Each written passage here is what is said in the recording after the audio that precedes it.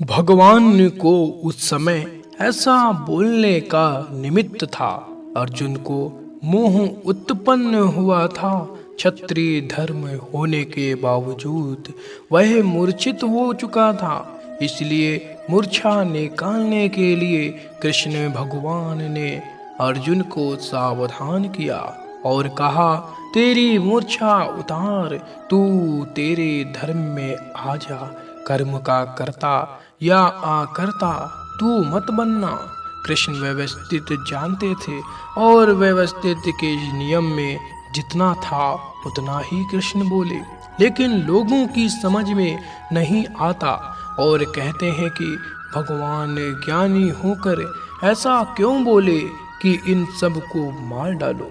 यह तो कृष्ण का ऑन द मोमेंट का उपदेश था। कोई हमेशा के लिए यह उपदेश नहीं दिया कि मारना ही। अर्जुन को सभी रिश्तेदारों को देखकर मोह उत्पन्न हो गया था। भगवान जानते थे कि थोड़ी देर के बाद मोह उतर जाएगा। इसलिए कृष्ण भगवान ने नैमित्तिक रूप से बात की थी।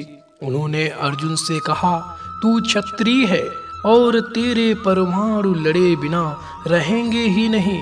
हमें ज्ञान में यह दिख रहा है कि तेरा व्यवस्थित ऐसा है, इसलिए तू झूठा मोह मत करना। मारने के लिए मोह के बिना कार्य कर, झूठा अहंकार मत करना। श्री कृष्ण ने नेमिनाथ भगवान से दिव्य चक्षु प्राप्त किए थे। उसके बाद उन्होंने यह गीता का उपदेश दिया था। गीता में तो कृष्ण भगवान दो ही शब्द कहना चाहते हैं। वे दो शब्द लोगों की समझ में आ सकें ऐसा नहीं है। इसलिए गीता का इतना बड़ा स्वरूप दिया और उस स्वरूप को समझने के लिए लोगों ने फिर से विवेचन लिखे हैं। कृष्ण भगवान ने खुद ने कहा है कि मैं जो गीता में कहना चाहता हूँ उसका स्थूल अर्थ 1000 में से एक व्यक्ति समझ सकेगा। ऐसे 1000 स्थूल अर्थ समझने वाले व्यक्तियों में से एक व्यक्ति गीता का सूक्ष्म अर्थ समझ सकेगा। ऐसे 1000 सूक्ष्म अर्थ समझने वालों में से एक व्यक्ति सूक्ष्मतर अर्थ को समझ सकेगा। ऐसे 1000 सूक्ष्मतर अर्थ को समझने वालों में से एक व्यक्ति गीता का सूक्ष्मतम अर्थ अर्थात मेरा आशय समझ सकेगा। कृष्ण भगवान क्या कहना चाहते थे कि वही एक उसे समझ सकेगा। अब इस 3.5 अरब की बस्ती में कृष्ण भगवान को समझने में किसका नंबर लगेगा। कृष्ण भगवान जो कहना चाहते थे वो दो ही शब्दों में कहना चाहते थे। उसे तो जो खुद कृष्ण बन चुका हो वही समझ सकता है और कह सकता है, अन्य किसी का काम नहीं है। आज हम खुद कृष्ण आए हैं। तुझे तेरा जो काम निकालना हो वही निकाल रे। कृष्ण क्या कहना चाहते हैं? व्यक्ति मर जाए तब कहते हैं ना कि अंदर से चले गए। वही क्या है? वह माल है और यहाँ पड़ा रह जाता है। वह पैकिंग है, इन चर्म चुओं से दिखता है। वह पैकिंग है और अंदर माल है, मटेरियल है। There are varieties of packing.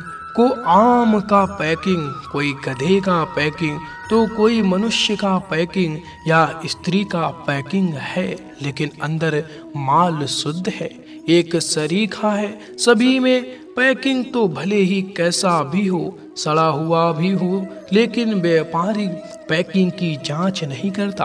अंदर माल ठीक है या नहीं उतना देख लेता है। उसी तरह हमारे भी अंदर के माल के दर्शन कर लेने हैं। कृष्ण भगवान कहते हैं, अंदर जो माल है वही मैं खुद हूँ, वे ही कृष्ण हैं। उन्हें पहचान तो निबेड़ आएगा तेरा बाकी लाख जन्म भी। तू गीता के श्लोक गाएगा तो भी तेरा निबेड़ा नहीं आएगा। पैकिंग और माल, इन दो शब्दों में कृष्ण भगवान जो कुछ कहना चाहते थे वह है। और ये बुद्धिशाली लोग गीता का अर्थ करने जाते हैं, उसकी पुस्तकें निकालते हैं। मूलतः तो इन लोगों को अर्थ करना ही नहीं आता और बड़े बड़े विवेचन टीकाएं लिखकर अर्थ निकालने गए हैं। लेकिन ये तो खुद के स्वच्छंद से अपना नाम फैलाने के लिए ही करते हैं। बाकी तो दो ही शब्द में कृष्ण भगवान का अंतर आशय समा जाता है। बेटा यदि हॉस्टल में पढ़ रहा हो तब फादर उसे कड़े शब्दों में पत्र लिखते हैं, तू पढ़ता नहीं है और मेरे पैसे बिगाड़ रहा है, सिनेमा नाटक देखता रहा, कुछ भी नहीं करता है। तब बेटा क्या करता है कि बाप का पत्र खुद के फ्रेंड को दिखाता है और कहता है कि देखना मेरे फादर कैसे हैं, जंगली हैं, लोभी हैं और क्रोधी हैं, कंजूस हैं। लड़का ऐसा क्यों कहता है? क्योंकि उसे फादर की बात समझ में नहीं आती। वह फादर का अंतर आशय नहीं समझ सकता है। फादर और बेटे में मात्र 25 ही सालों का डिफरेंस है, फिर भी बाप का अंतर आशय बेटा नहीं समझ पाता।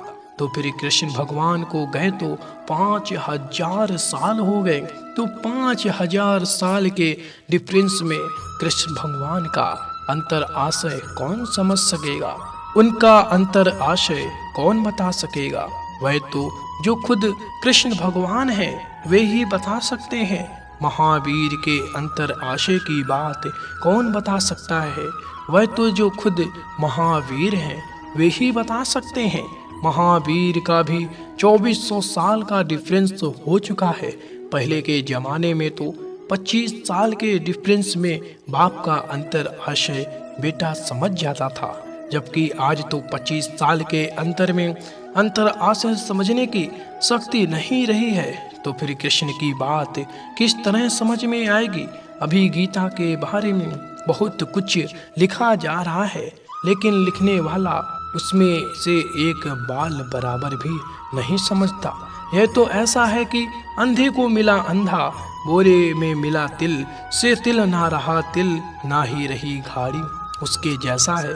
हाँ, वह गलत नहीं है, करेक्ट है, लेकिन वह बात फर्स्ट स्टैंडर्ड्स के मास्टर जैसी है और वह ठीक है। यहाँ हमारे पास कैसी बात होती है? कॉलेज के अंतिम साल की बात है। जैसे उसमें फर्स्ट स्टैंडर्ड की बात होती है, वैसे ही इसमें गीता के विवेचन की बात होती है। सिर्फ ज्ञानी पुरुष के पास ही सर्व शास्त्रों की यथार्थ बात मिल सकती है।